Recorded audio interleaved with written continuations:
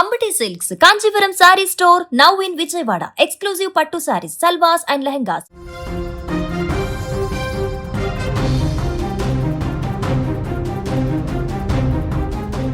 విశాఖ గాజువాకలోని మౌనిక మర్డర్ కేసులో తొవ్వే కొద్ది కీలక అంశాలు వెలుగు చూస్తున్నాయి. ఇప్పటికే మౌనికను హత్య చేసిన తర్వాత ముక్కలు చేసి ఫ్రిడ్జ్లో పెట్టి ఆ తర్వాత కొన్ని పార్ట్స్ని తలతో పాటు మిగతా పార్ట్స్ని తోటలో తగలబెట్టినటువంటి సందర్భాన్ని చూసాం. అయితే ఈ నేపథ్యంలో ఎందుకు ఈ రకంగా చంపాల్సి వచ్చింది రవీంద్ర, మౌనికకి తనకి ఎప్పటి నుంచి పరిచయం ఉంది, సీన్ రీకన్స్ట్రక్షన్ కూడా చేసిన సందర్భంలో నెలకొన్నటువంటి కొన్ని విషయాలను కూడా మనం చూడడం జరిగింది. ఈ నేపథ్యంలో తాజాగా మరొక సంచలన విషయం కూడా బయటకు వచ్చేసింది.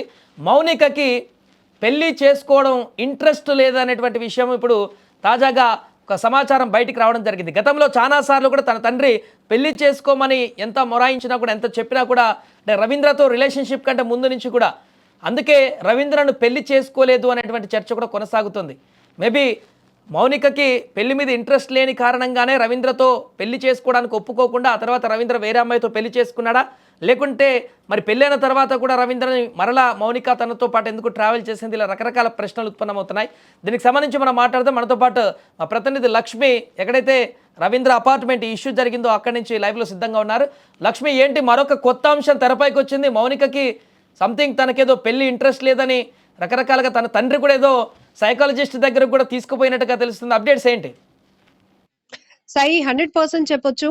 మౌనిక మర్డర్ కేసు ఫాలో అవుతున్న ఒక సామాన్యుడికి కూడా డౌట్స్ రేజ్ అయ్యే ప్రశ్నలు ఇవన్నీ. 5 ఏళ్ల క్రితమే పరిచయం అయినప్పుడు మౌనిక రవీంద్ర పెళ్లి చేసుకోవచ్చు కదా, మరి మౌనిక పెళ్ళైనా కూడా ఎందుకు రవీంద్రతో తన రిలేషన్ ని కంటిన్యూ చేస్తోంది? అంతలాగా ఒకరినొకరు విడిచిపెట్టి ఉండలేనటువంటి పరిస్థితిలో మరి ప్రేమించే మనస్తత్వం ఉన్నటువంటి రవీంద్ర ఎందుకు అంత పాశవికంగా క్రూరంగా ప్రవర్తించాడు? ఆమె పట్ల హత్య చేయడమే కాదు, ఆ తర్వాత ముక్కలుగా నరికేసి వాటన్నిటిని కూడా డిస్పోజ్ చేయాలనే ప్రయత్నంలో తలని కాళ్ళ భాగాన్ని తీసుకెళ్లి అడవి వరంలో ఎందుకు తగలబెట్టాడు? మిగతా బాడీ పార్ట్స్ ని ఫ్రిడ్జ్ లో పెట్టి ట్రాలీలో కింద కాళ్ళ 2 భాగాల్ని పెట్టిన తర్వాత పోలీసులకు ఎందుకు లొంగిపోయాడు? పోలీసులకి సరెండర్ అయిపోవాలి అనుకున్నప్పుడు మళ్ళీ ఈ బాడీని ముక్కలు చేయడం ఎందుకు? ఇవన్నీ కూడా నిన్నటి నుంచి రేజ్ అవుతున్నటువంటి ప్రశ్నలు. అయితే ఇప్పుడు ఒక్కొక్కటిగా ఈ మౌనిక మర్డర్ కేసు తర్వాత పోలీసులు మీడియాకి ఇచ్చిన బ్రీఫ్ తర్వాత కూడా చాలా రకాల ప్రశ్నలు ఒక్కొక్కటిగా బయటకు వస్తున్నాయి. ఇవి ఒక రకంగా చెప్పాలంటే ట్విస్ట్లే. ఎందుకంటే ఎవరు చెప్తుంది నిజం, ఎవరు అబద్ధాలు చెప్తున్నారు, అవసరం ఏంటి అనేది కూడా ఇక్కడ హైలైట్ పాయింట్స్ గా నిలుస్తున్నాయి. అసలు రవీంద్ర మౌనిక పెళ్లి చేసుకోపోవడానికి కారణం ప్రధానంగా తెలుస్తున్న విషయం, మౌనికకి మ్యారేజ్ ఫోబియా ఉంది. దాని వల్లే అంటే పెళ్లి అయినా కూడా పెళ్ళైన వ్యక్తికి తను వంట చేసి పెట్టగలుగుతాను, మిగతా సపర్యలు చేయగలుగుతాను, గాని ఫిజికల్ రిలేషన్ విషయంలో తను ముందుకు వెళ్ళలేనటువంటి పరిస్థితిలో అలాంటి రకమైన హెల్త్ ఇష్యూని ఫేస్ చేస్తున్నట్టుగా కూడా వినపడుతోంది. ఎందుకంటే ఇటు రవీంద్ర కూడా పోలీసుల కస్టడీలో చెప్పిన పాయింట్ ఇదే.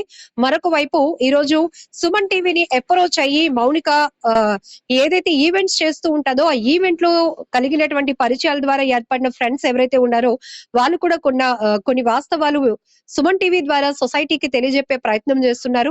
ఖచ్చితంగా చెప్పాలి, మౌనిక ఫ్రెండ్స్ తో షేర్ చేసుకున్న చాలా కీలకమైన విషయాలు ఈ పాయింట్ కూడా ఉంది.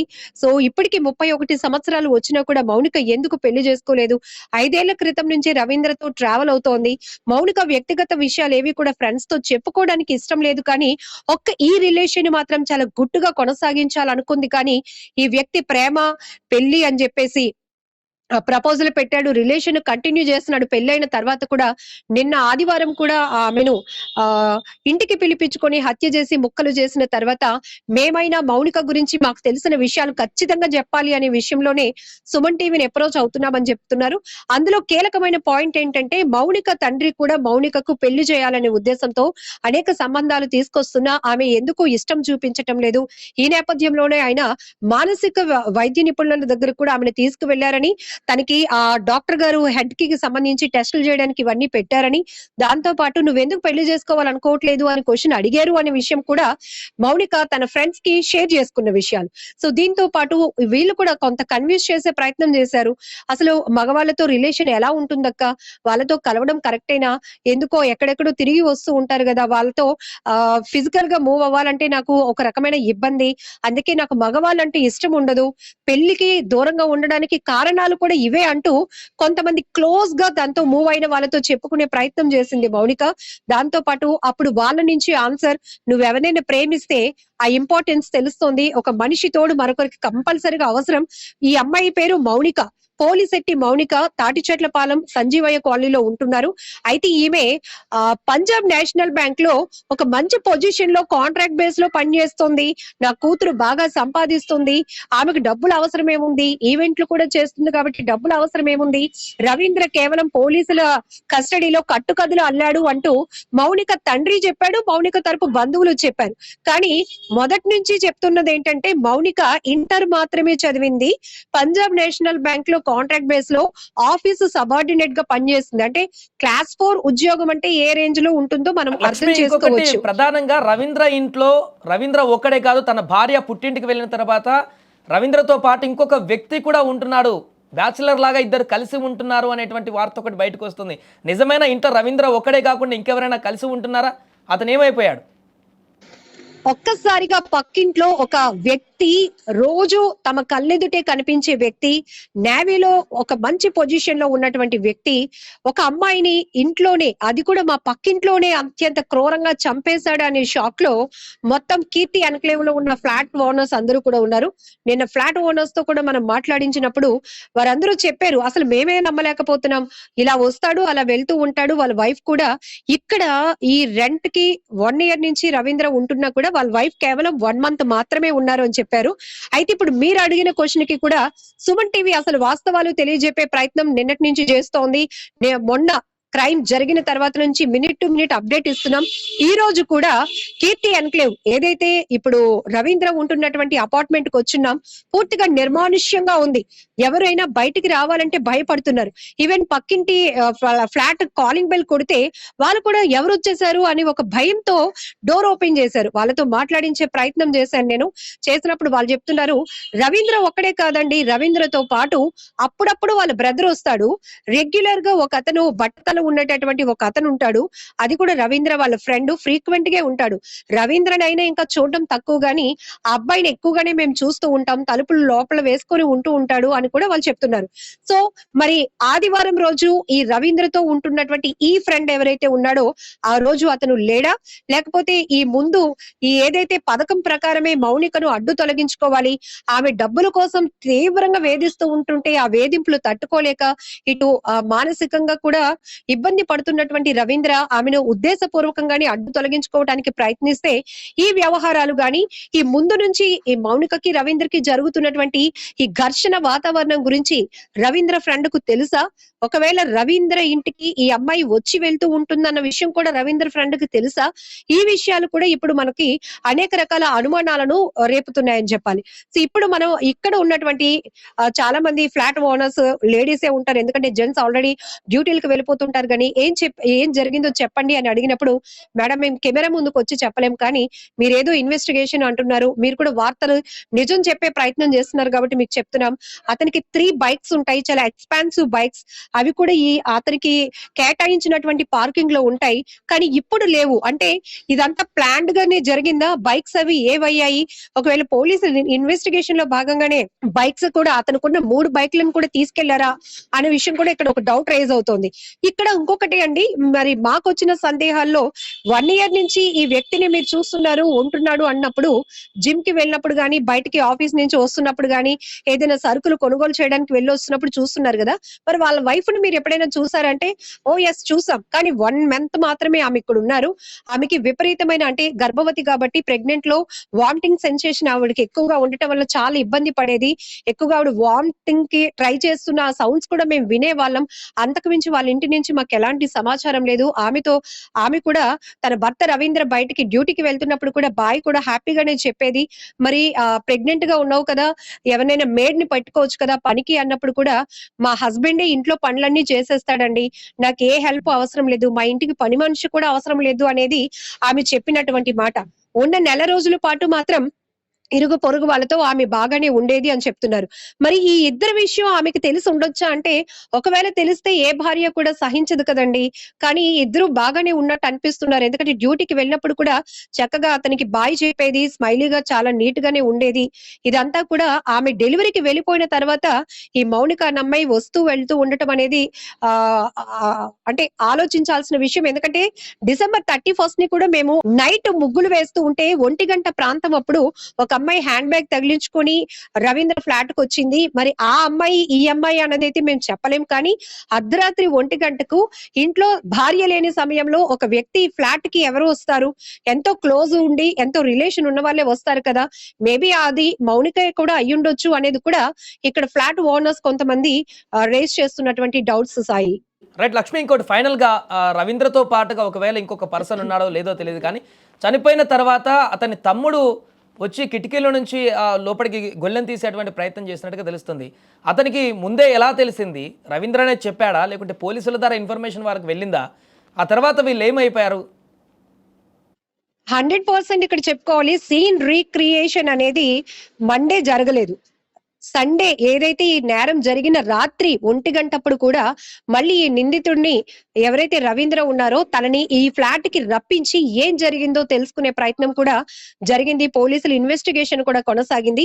ఇది కూడా పక్కింటి ఫ్లాట్ వాళ్ళే చెప్తూ ఉన్నారు. ఎందుకంటే ఒక్కసారిగా ఇద్దరు కానిస్టేబుల్స్ యూనిఫామ్ లో వచ్చారు. ఏం జరిగిందంటే ఏదో చిన్న ఇష్యూ వచ్చిందమ్మా, సమాచారం వచ్చిందని మేము వచ్చాము అన్నారు. ఆ ఇద్దరు కానిస్టేబుల్ తో పాటు రవీంద్ర ఫ్రెండ్ ఎవరైతే ఇక్కడికి రెగ్యులర్ గా వీళ్ళకి కనిపిస్తూ ఉంటాడో ఆ ఫ్రెండ్ తో పాటు వాళ్ళ తమ్ముడు కూడా ఉన్నారు. ఇప్పుడు రవీంద్ర కొంచెం ఫెయిర్ గా ఉంటే వాళ్ళ తమ్ముడు కొంచెం బ్లాక్ గా కనిపిస్తారు. అది కూడా తనని తక్కువగా చూస్తాము. ఆ రోజు వుడెన్ డోర్ ఓపెన్ చేయడానికి గంట పాటు పోలీసులు ట్రై చేశారు. పోలీసులు ఇద్దరితో పాటు అంటే కానిస్టేబుల్ ఇద్దరు, రవీంద్ర తాలూకా ఫ్రెండ్ బ్రదర్ తో పాటు కార్పెంటర్ ని కూడా తీసుకొచ్చారు పోలీసులు. ఆ రోజు ఆదివారం అరౌండ్ సాయంత్రం అయింది. ఆ టైంలో మేము ఎగ్జాక్ట్లీ టైం అయితే చెప్పలేము, కానీ తీసుకొచ్చారు. కార్పెంటర్ కూడా డోర్ ఓపెన్ చేసే చాలా బలంగా ప్రయత్నించిన, అరగంట పాటు ప్రయత్నించిన డోర్ చాలా గట్టిగా ఉండటం వల్ల అవ్వలేదు. అప్పుడు ఏం చేశారంటే డోర్ కి పక్కనే ఒక కిటికీ లాంటిది ఉంది, మెస్ కట్టి. సో రవీంద్ర వాళ్ళ తమ్ముడు చాలా సన్నగా ఉన్నాడు కాబట్టి కుర్చీలు సపోర్ట్ తీసుకొని అతను ఆ డోర్ మెస్, ఆ కిటికీ మెస్ తీసి లోపలికి వెళ్ళి దూకి చూశాడు. లోపల వాళ్ళ తమ్ముడు వెళ్లి చూసినప్పుడు మొత్తం క్లియర్ గా ఉంది. అసలు ఇక్కడ ఒక నేరం జరిగినట్టు గాని, ఒక హత్య జరిగినట్టు గాని, ఒక బాడీని ముక్కలు ముక్కలు చేసినట్టు గాని ఏ ఆనవాళ్లు లేవు అనేది కూడా అతను చెప్తే అందరూ ఊపిరి పీల్చుకున్నారంట. ఓకే, ఇదేదో ఫేక్ ఇన్ఫర్మేషన్ అయి ఉంటుంది అని. ఆ తర్వాత అతను ఇన్సైడ్ కి వెళ్ళిన తర్వాత డోర్ ఓపెన్ చేసినాక ఈ ఇద్దరు కానిస్టేబుల్ తో పాటు కార్పెంటర్ కూడా లోపలికి వెళ్ళాడు. సో అందరూ వెతుకులాట మొదలు పెట్టారు. ఇదేంటి, ఒక క్రైమ్ గురించి మనకి ఇన్ఫర్మేషన్ వచ్చింది, ఒకసారి అందరం మొత్తం చెక్ చేద్దాము అని చెప్పేసి చేసినప్పుడు కార్పెంటరు అక్కడ ఉన్నటువంటి ఒక ట్రాలీ బ్యాగ్ ను ఓపెన్ చేయగానే, జిప్ ఇలా ఓపెన్ చేయగానే 2 కాళ్ళు బయట పడ్డాయంట. దెబ్బకు అతను చాలా భయంక గురై బయటకు వచ్చేసాడు. వెంటనే అప్పుడు ఈ అపార్ట్మెంట్ వాళ్ళు ఏం జరుగుతుంది ఫ్లాట్ లో తెలుసుకోవడానికి అప్పటికే 2-3 ఫ్లాట్ వాళ్ళందరూ కూడా గుమికూడు ఉన్నారంట. కార్పెంటర్ భయంతో పరుగులు పెట్టగానే అప్పుడు కన్ఫర్మేషన్ అయింది, ఖచ్చితంగా ఒక అమ్మాయి బాడీని ముక్కలు ముక్కలు చేసింది, ఒక ట్రాలీలో ఉందని. అప్పుడు ఈ ఇద్దరు కానిస్టేబుల్స్ మిగతా వాళ్ళు కూడా సెర్చ్ మొదలు పెట్టినాక ఫ్రిడ్జ్ లో ఓపెన్ చేసి చూస్తే ఒక మూటలో ఆ అమ్మాయి తాలూకా మొండం ప్యాక్ చేసేస్తుంది. మరి ఇంత చేసిన వాడు కనీస ఆనవాళ్ళు లేకుండా ఇంట్లో ఎలా చేశాడు అంటే, ఇది మధ్యాహ్నం నుంచి సాయంత్రం ఆ సమయంలో చేసి ఏ ఆనవాళ్ళు దొరకకుండా చేసేందుకు గాను పూర్తిగా ఫినాయిల్ ని అలానే కొన్ని కెమికల్స్ ని కూడా వాడేసి వాష్ అవుట్ చేసేసి ఆ బాడీ పార్ట్స్ ని రక్తపు మరకలు లేకుండా చేసేసి ఎలాంటి స్మెల్ రాకుండా అతను మొత్తం ఫ్రాగ్రెన్స్ కు సంబంధించినటువంటి అన్ని స్ప్రే చేసేసి ఉన్నాడు. అందుకే ఎవరు పసిగట్టలేకపోయారు అనేది తేలింది. ఆ తర్వాత ఈ వచ్చినటువంటి ఇద్దరు కానిస్టేబుల్స్ సిఐ గారికి ఫోన్ చేస్తే సిఐ గారు అప్పుడు ఈ వ్యక్తి రవీంద్రని కూడా వెంట పట్టుకొని వచ్చి ఏం జరిగింది, ఏం చేసావు అన్నది మొత్తం తెలుసుకున్న తర్వాత మీడియాకు కూడా కొంత బ్రీఫ్ అనేది బయటకు పడింది. అది కూడా ఈమె ఇంటర్ చదువుతోంది. 5 years నుంచి కూడా వీళ్ళిద్దరి మధ్య రిలేషన్ కొనసాగుతోంది. ఇప్పటికే 3.5 లక్షలు ఆమెకి ఇచ్చున్నాను. ట్రాన్సాక్షన్స్ కూడా చాలా జరుగున్నాయి ఫోన్ పే లో. ఇంకా తను డబ్బులు కావాలని పదే పదే వేధిస్తూ ఉంది. ఆ కోణంలో జరిగినటువంటి ఘర్షణ నేపథ్యంలో ఇస్తావా లేకపోతే మీ ఆవిడికి ఈ ఫోటోలని పంపించమంటావా అనేటప్పటికి అతను తీవ్ర భయభ్రాంతులకు గురై ఆ అమ్మాయి యొక్క ముక్కు నోరు నోరు మూసేసి ఊపిరి ఆడకుండా చేసిన తర్వాత ప్రీ ప్లాన్డ్ గా ఇవన్నీ కూడా ఆధారాలు లేకుండా చేయాలనే ఉద్దేశంతో అప్పుడు కత్తి ఈ మిగతా మెటీరియల్స్ ని కూడా యాప్ ద్వారా తను బుక్ చేసుకొని ఇంటికి రప్పించుకున్న తర్వాత ఆ అమ్మాయి బాడీ పార్ట్స్ ని కట్ చేసి డిస్పోజ్ చేయాలనే ప్రయత్నం చేశాడు. ఇక్కడ ఇంకొక డౌట్ కూడా, నేరుగా రవీంద్రనే పోలీసులు ఎదుట లొంగిపోయాడా అంటే కాదు అనే విషయం కూడా అర్థమవుతోంది. మొదట అతను తల చేతులు భాగాన్ని అడవివరం దగ్గర ఉన్నటువంటి ధారపాలెం నిర్మానుష్య ప్రాంతం జీడి తోటలో తగలబెట్టేసిన తర్వాత ఆ వ్యక్తి మళ్ళీ ఇంటికొచ్చి మిగతా భాగాలను తీసుకెళ్లాలని ప్రయత్నించినా తన శక్తి సరిపోక ఇమీడియట్ గా తన తమ్ముడికి ఫ్రెండ్ కి కాల్ చేసి వివరాలు చెప్తే వాళ్ళిద్దరూ వాళ్ళ పేరెంట్స్ కి చెప్పారని, వాళ్ళ సజెషన్ తోనే అతను వెళ్లి పోలీసులు ఎదుట లొంగిపోయాడు అనేది కూడా తెలుస్తోంది Sai. Right, thank you Lakshmi. అది ప్రస్తుతం గాజువాకలోని మౌనిక మర్డర్ కేసులో మరొక లేటెస్ట్ అప్డేట్ అయితే మనకు కనిపిస్తుంది. తనకి మొదటి నుంచి కూడా పెళ్లి అంటేనే కొంత విరక్తి కలిగినటువంటి పరిస్థితి ఉండేదంట. చాలాసార్లు తన తండ్రి వాళ్ళందరూ కూడా చెప్పేటువంటి ప్రయత్నం చేశారు, పెళ్లి చేసుకుంటే బాగుంటుందని చెప్పేసి. అయినా కూడా తాను పెళ్లి అనేటువంటి ఒక ఫోబియా తోటి పూర్తిగా ఆ వైపు వెళ్లకుండా ఈ రవీంద్రతో మాత్రం రిలేషన్షిప్ మెయింటైన్ చేసినట్టుగా కనిపిస్తుంది. ఈ రిలేషన్షిప్లోనే మరి ఈ రకమైనటువంటి పరిస్థితికి దారితీసి ఈరోజు తను ఈ లోకంలోనే లేకుండా అయిపోయినటువంటి పరిస్థితి ఏర్పడింది.